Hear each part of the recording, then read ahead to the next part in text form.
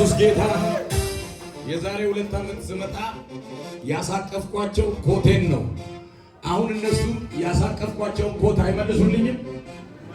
መመለስ የለባቸው መልሱ። ጭብጨባቸው አንሳል። ኢየሱስ ጌታ ነው።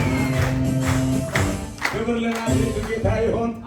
ስለዚህ እኔ ጨርቅ ሰጥቼ ሕያው ነገር እንደታቀፍኩ አሜን ነው ወይ? በዚህ ዓመት አንዳንድ ሰዎች እግዚአብሔር ሕያው በሆነ በረከት ይባርካቸዋል። እግዚአብሔር ለምስጋና ያበቃቸዋል። ልጅ ፒከን ፔይ አይሸጥም። ልጅ ቼከርስ አይሸጥም። ልጅ ውሎርዝ ላይ አይሸጥም። ልጅ ታክሾፕ ላይ የለም። ልጅ የሚሰጥ አሜን ነው ወይ? ሕያው ስጦታ የሚሰጥ ይኸውላችሁ፣ ልጅ ሕያው ነው። አሁን አቅፌያታለሁ እንጂ ነገ እሷ ድጋ ልጅ ታቅፋለች።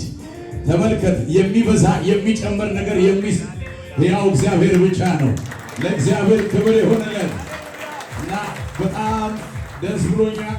ለእኔም አንድ እንደ እግዚአብሔር ሰው የተናገርኩት የትንቢት ቃል ተፈጽሞ ሳይ እግዚአብሔር በፍሬ ደግሞ ሲያዞረኝ ለእኔም አንድ ክብር ነው። በእግዚአብሔር ያለኝ ኮንፊደንስ ሞሮፍ እየጨመረ ይሄዳል። ክብር ለጌታ ይሆን እና አንድ ነገር መናገር ፈልጌ ነው። ይሄ ቤት በዚህ ምስጋና ምክንያት ነው ይህንን ኮንፈረንስ ያዘጋጁት። አንድ ሰው ለሆነ ኮንፈረንስ ምክንያት የሚሆን ታላቅ ተአምራት ቤቱ ላይ ይጨምራል። ጀግና አማኝ ካለ ጮሁ አሜን ይበል። ድንገተኛ ሰርፕራይዝ ሆኖ ሰው ሁሉ ፕሮግራም የለም ቢል ብቻውን አደባባይ የሚያስጮህ ክብር የሚያገኘው ሰው አለ። ተቀበለኛ በደንብ አድርጋ አሜን በል።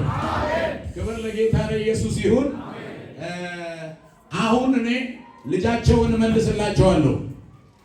ነገር ግን የምተነብየው ትንቢት ቢኖር ቴንኪዩ አሁን ሕያው ልጅሽን ተቀበል። ይሄ በመጀመሪያ አመስግነዋል። ልተንብይ ይደገማል። ልተንብይ ይሰለሳል። ልተንብይ በጉልበት ፍሬ እግዚአብሔር አብዝቶ ይባርካቸዋል። ልተንብይ የሚያስፈልጋችሁ በረከት ከመለኮት ቢሮ ይለቀቃል። ለምን አሜን አትለኝም?